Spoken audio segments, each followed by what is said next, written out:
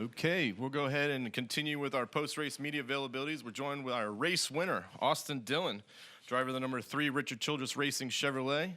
Austin, made the playoffs for the 5th time in your career, won your way in. How does it feel? Feels amazing. I prayed before, is like, let God have all the glory, let light shine through me. And today, getting through that wreck, I mean, it was, I don't know what you call that. We went from 15th to 1st. I mean, I know what it's called. It's called, the good Lord was looking after us. And it was cool to, go through that whole cycle of thinking that the race was going to be called for rain. My first reaction when I got out of the car was, stay focused. And, I was just happy to be in the position we were in.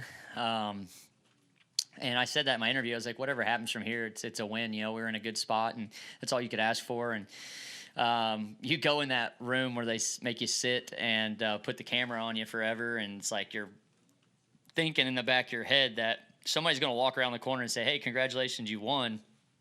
But you don't let your mind drift to that. It's like, you still got races, laps to go. And I knew after that second storm, had to get my mind right that if they didn't call it then, we were going back green. So when they went back to replaying the race, I asked if I could go on my bus, and I went over there and watched Paul patrol with Ace because he needed a nap, and he never went down. He's like me; he don't sleep. So just chill with him and watched our Carolina Cowboys. I watched them right up until the time I got into the car, and I knew they had won the game. So it was cool that we won and they won in Austin, Texas. So pretty sweet day. It's our first event win for the PBR team, and they won, and we did too. It's an amazing day. Thank you, Jesus. Sounds like a great one. Let's go ahead and open up to questions. Please raise your hand and we'll get a mic to you. We're going to start over here, then we'll go to Gluck, and then over there.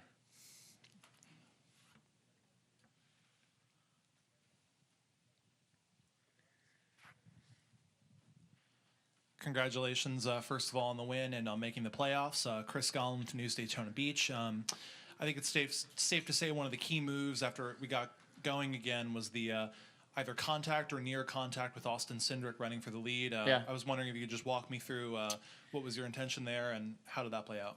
So laps were clicking down, and I knew I could get to the 2's back bumper pretty good. The 62 and the 8 did a good job of getting up through there. So I felt like 3 Chevys in a row was an advantage. And, in the back of my mind, I knew that the 12 car was still out there. And before, I didn't know where he was points-wise. But if I waited to the white flag to make the move, possibly if he wrecks or someone wrecks back there, it could take our shot away. So I wanted to make it before the white.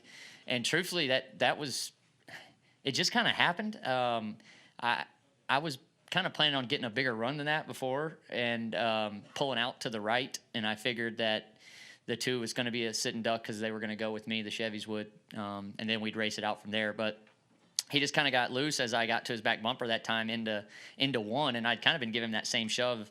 I don't know if I just caught him with a little more momentum that lap than the others, but when he got free, I just kind of moved up the track, and then I got way out front, and it's very hard to tell yourself to hit the brake pedal when you're driving away from the guys that are behind you to, not give up that huge gap. So when I saw Tyler got there and they were all splitting up back there, I was like, man, I just can't let them get too big of a run. And I knew Tyler would have my back. He's been a good teammate to me and enjoyed working with him. So, hit the brake pedal. He got to my back bumper. And from there on, it was more just kind of managing the gap to him in my mirror. And we were able to bring it home.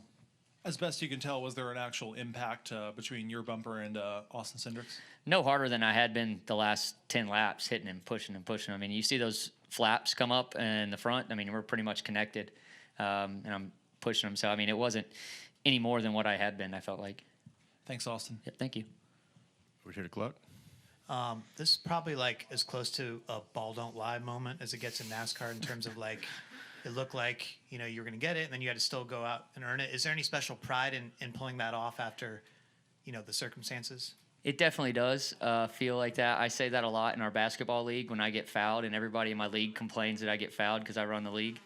So it's like when I knock down the free throws, it's like ball don't lie. For me, it's one of those things that my wife she was upset when I came back because I got mad at her. She was dancing on pit road during the rain delay.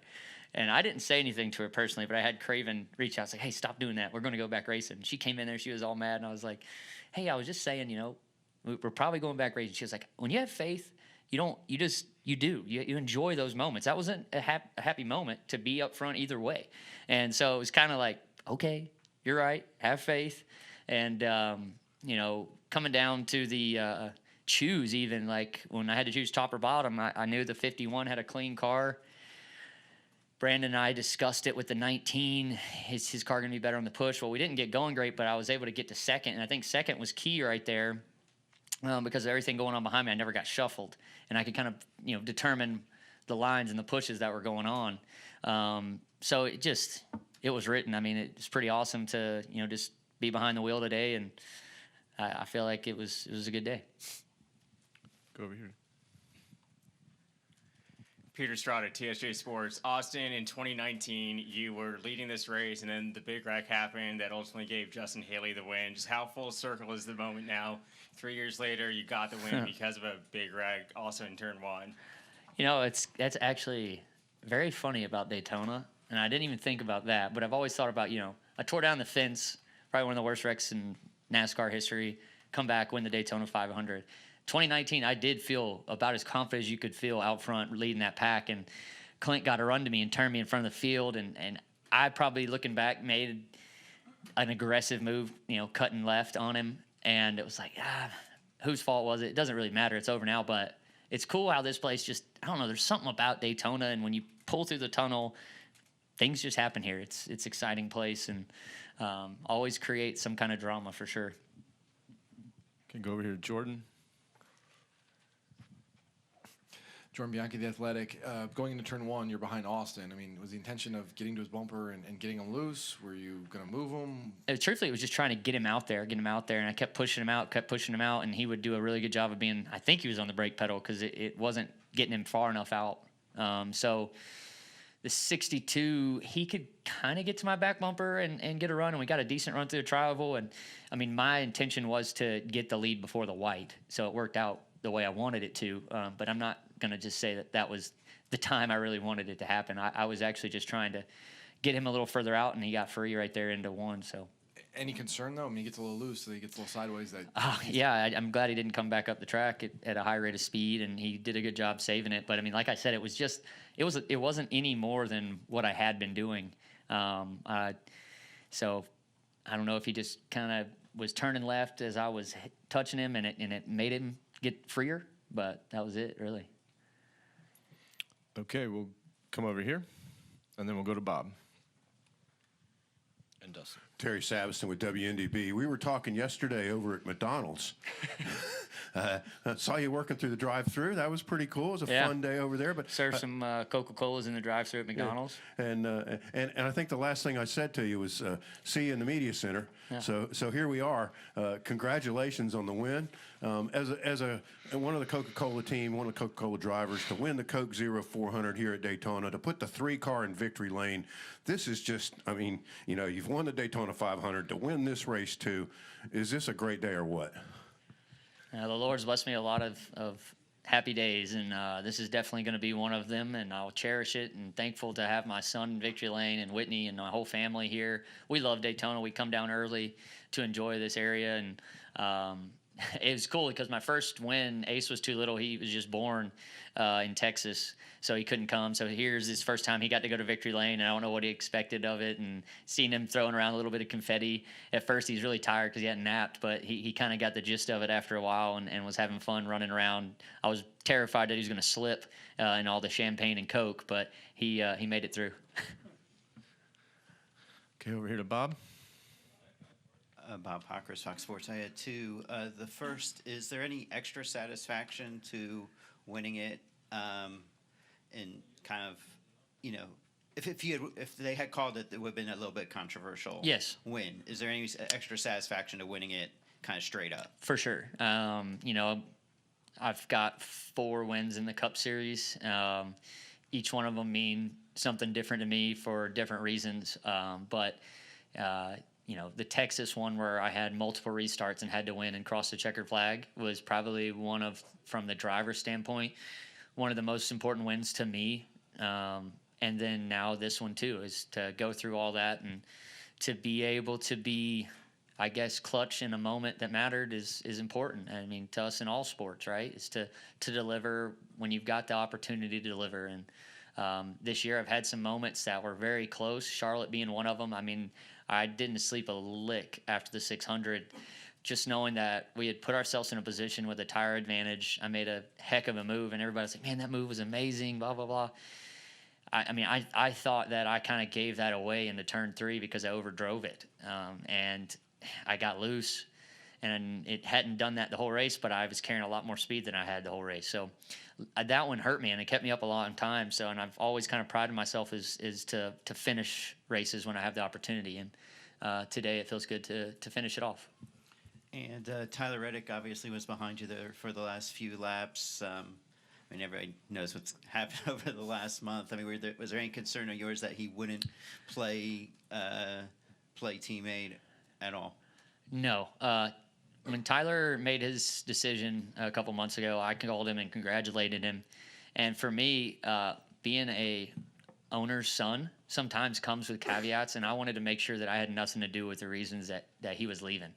And when I called him, I was like, "Hey, man, I'm just making sure I've been a good teammate to you." And he was like, "No, you've been an amazing teammate. I love working with you, Austin. I love me and Alexa both really enjoy being around you guys." And I'm like, "Well, look, man, congratulations on your deal. Let's go try and win some races for RCR over the next year and a half." And for me, I was in none of his negotiations, talks, or anything. So it was more like he's been, you know, in a way inspirational to me to pick up my game because he's got so much speed and he shows it constantly. So.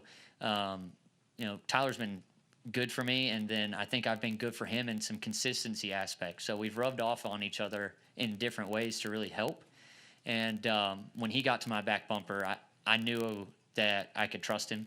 Now, early in the race, he made a heck of a move getting on pit road, and I thought I beat like 4 or 5 people getting on pit road on the outside, and that little fart drove around me and like Stenhouse and somebody else and got himself in a good position. But I was like, "Dude, where were you going? Like, did you get scared at all about making pit road?" He was like, "No, I felt good about it." And that's just how Tyler is. Like, it doesn't matter what position he puts himself, he's confident in it, and that confidence, it shows. So I'm thankful that he's been my teammate for this long, and hopefully together the both of us can keep progressing RCR forward, and it feels good to have us both in the playoffs.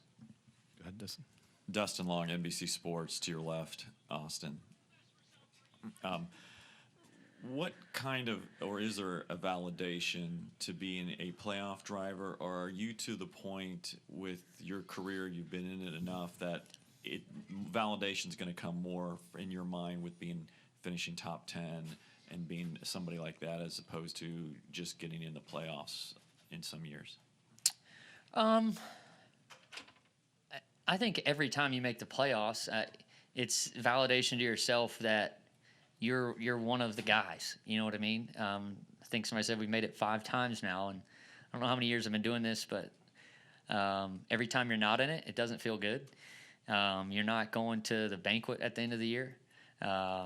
You feel like you let your guys down, you let your company down. For me, it's everything, you know? So it feels good to get a car that I felt like we should have been in earlier than this, but it doesn't matter how you get in, you got in, and, you know, 15 winners or 16? 15? 15. It's a testament to this car and next gen and how competitive the field is. I mean, I don't think there's any other form of motorsport that has this type of competitiveness week in and week out. I mean, you go to qualify at Watkins Glen, and from 1st to 20th, I mean, you look at the timesheet and you're like holding your breath for a 100th to move you up 5 spots. It's what the Cup Series is supposed to be. It's challenging, and never give up, because that's kind of, you know, what this year's told me. So how do you do it? 'Cause it's easy to get beat up. It's very easy to get. I've got a great support system. We've done a lot this year. You know, having a faith in our background. I talk about religion a lot because I feel like, you know, it's a big part of who I am, and so for me, it's just, you know, I've got, the Lord's blessed me with a great family that can keep me grounded, and I can lay back on something. Morals mean a lot to me, and coming back to that and having that support system is probably when you go through the ups and downs and, you know, the wrecks like at Charlotte this year or Atlanta. I mean, I hit the wall a ton at Atlanta twice and sore neck every now and then. But I'm not going to complain because I've been around those cowboys that ride bulls. Those guys live hurt, so I can tough it out. I'll be all right.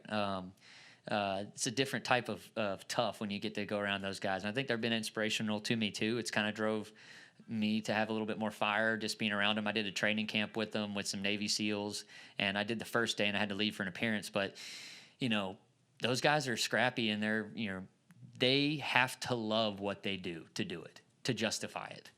And if you lose the love for your sport, you're not going to perform at the highest level. So you've got to find why you're coming out here each and every weekend and doing it. And for me, it's family. Okay, go over here to Daniel, Kelly, and then Al. Dale McFadden, frontstretch.com. Austin, when you group this win with all the wins you've had over the last 4 years and also Tyler's wins this year, is when you look at it big picture wise for RCR, is this the most significant that shows where your program is right now? I think the next one is. That's the next time. You know, this is a big win. It's obviously awesome, and I'm going to enjoy it and celebrate it and enjoy the fact that we're going to get to go compete with the top 16 drivers. But it's the next moment, right? You gotta look forward to that next one to really see where the company's at, because this is sport. You just level yourself off of everyone constantly. You're constantly being judged against the guy next to you. So right now it feels really good. We came out on top, but we got 10 more weeks of this. And when you're sitting back there in the room, Yeah. just waiting, and they're parading competitors in there, do interviews in front of you, and you're just sitting there alone waiting. What's the worst part about that? I was cold. I didn't have a dry shirt for a little while, so that was getting to me. And then just kicking my back of my feet on the little wall there the whole time, just trying to act cool. And inside, you're just chilling, waiting. And is that why you changed fire suits, because it was wet? Oh, yeah, for sure, yeah. And this one is actually a photo shoot, fire shoot, so I had to cut a hole in it for my water deal that we plug up to keep ourselves cool. And I didn't even realize it when I walked out there that it was, like, not ready. So I had to take a box cutter and cut the side of it to let the hole out. Okay, let's come up front to Kelly.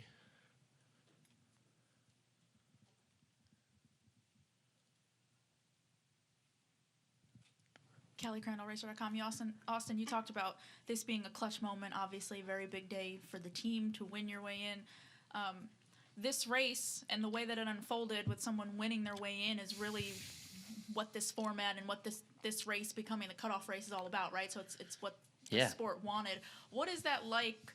What is this moment like from an adrenaline standpoint, to be a part of that, to like immediately afterwards to be like, we did that? Because again, it's what the sport wants, and everybody talks about coming down here and doing it, but we haven't seen it until today. There's such a balance of like harnessing adrenaline and staying in the moment, and like, because your mind plays tricks on you constantly, and you're trying to stay focused on what's at hand and not get too excited, because if you get too excited, you'll make a mistake. So you're just trying to like keep a level playing field in your mind of, you know, stay aggressive, make the right move when your counts. I felt really calm over those last couple laps. Just the position we were in, I felt confident, and you don't always feel that at speedways. There's certain moments when I feel really good out there, and I'm like, okay, I feel like I can control the momentum of the pack. That pack was a little bit smaller, obviously, but I've been in bigger packs and felt the same way. Xfinity racing, in 2019, we had that car that was unbelievable, and I felt like I was, in control of what was coming out on the track. And so it's so hard to not let your adrenaline get too high. You got to harness it, but you got to use it to your advantage as well. Yeah, after crossing the finish line. No, I don't feel like it yet, because it's hard to like enjoy it. It's crazy because there's a constant weight or pressure. Even though we've crossed the win, I'm going to enjoy it when I get out of here at some point. It's going to be like, but my adrenaline's still high right now, so I'm like trying to come down off of whatever that is that we get when we're running 200 miles an hour out there. Okay, go over to Al. Yeah, Austin Al Pearson, Auto Week over here. We've looked at the replay a dozen times, and you went to the apron immediately when Yes. the big wreck happened. Was that your only choice, or was it instinct, or, it looked Yeah. like you knew what you were doing? So I had no clue it was raining from where I was. I was just enough back where you can see my in-car and there's some sprinkles, but I thought that was like oil because the 99, when he kind of got turned and up in the air, I saw that. So my immediate reaction was get to the flat because I knew he was headed up the hill. You start to understand certain things of which way momentum's going to take cars. So he's going up the track. The next thing that's going to happen is somebody's going to get clipped and turn back left. So you're hoping that you make it far enough forward before that car comes back across the apron, or my direction change is really going to hurt when I get clipped and go up the hill. So the bottom is like advantageous because you always have an out. But in the same sentence, some of the hardest hits you're going to take are when you get right reared and shot into the fence.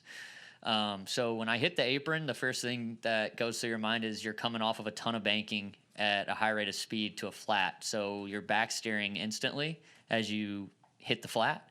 I'm starting to decelerate just ever so slightly because you can't carry that same amount of throttle. I had made it to where I could see out the peripherals. I didn't know it was the four, but I knew a car was coming down the hill. And he did a good job not coming to the apron. But then the next thing, like I gas up for a second to kind of clear him. The next part is the 21's in front of me. And for a split second, it was like, oh, I'm going to hit the 21. And I got to the brake pedal and the car settled. And just enough time to get the right front out of the 21's way and underneath it. And then it was clear skies from there. It was pick the gas back up, downshift, and keep your momentum up. Okay, let's go to the back. Austin, German Salazar from Telemundo. You say that it's your fourth win in the Winston Cup, and this means a lot to you, but how about for the whole family? Richard just said it, that it's been a long time that one of the family members don't win here in Daytona. Yes, for sure. I mean, anytime I can bring Pop a win, it feels good. He's the reason that RCR is where it's at, and when you can go make the boss man happy, it feels good. He's been pushing me hard these last couple weeks, like, hey, we got to get in this playoff race. We got to do what we can. Another point that I didn't bring up, that was all of our key alliance for Chevrolet in the top 8 now are in the playoffs. So that's pretty cool for Chevrolet, and proud to be a part of that group that's in it for the Chevys. Okay, let's come over here to Dustin and back over to Daniel.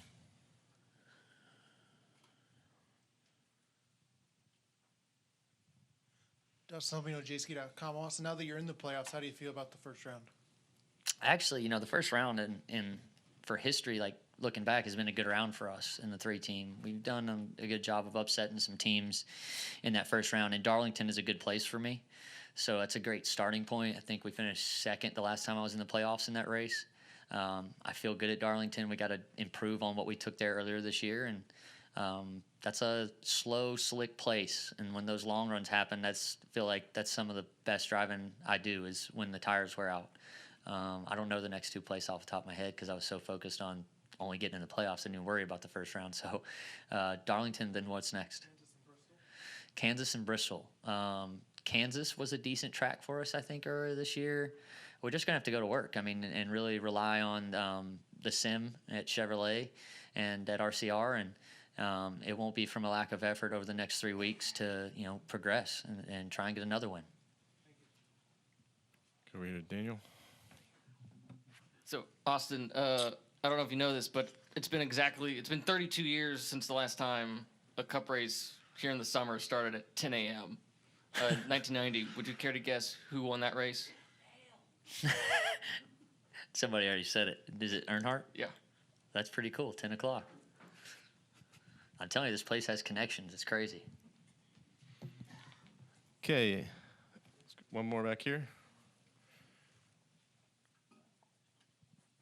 Austin, first and foremost, congratulations on the victory. I wanted to kind of talk about the restart where the car is all kind of wrecked. Did you see any rain? And secondly, on that last lap move to Austin Cindric, did you do it for Dale? Was it?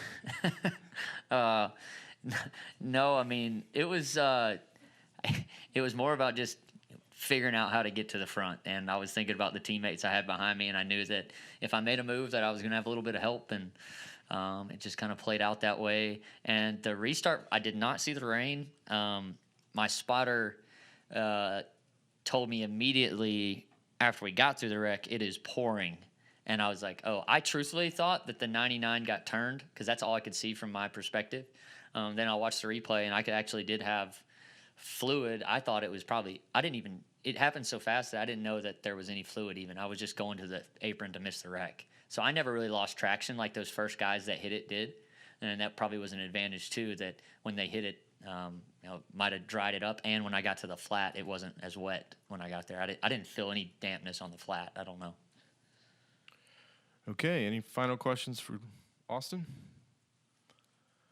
One last one over here. All right.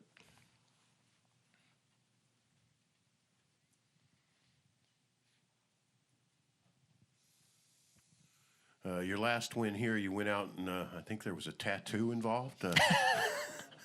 What are your plans? What's special going to happen here tonight? And didn't you have a golf tournament or something you're supposed to be playing in today? I do. I have a golf tournament, and I was working on a plane flight the entire time because the plane I was going to use broke down. I was going to use my grandfather's plane, and he said after it rains, I'm going home. So then I've been working on a flight, and my good buddy Johnny Morris at Bass Pro Shop, that's where we're headed. We're going to Big Cedar to play Paynes Valley, and it was for the Dilly Cup. It's a tournament that my dad and I started last year, and it's just a fun, like, Ryder Cup style format. And it looks like Johnny has waited around for me, so we're going to possibly go there, I guess. I don't know. Are we not? Or we are?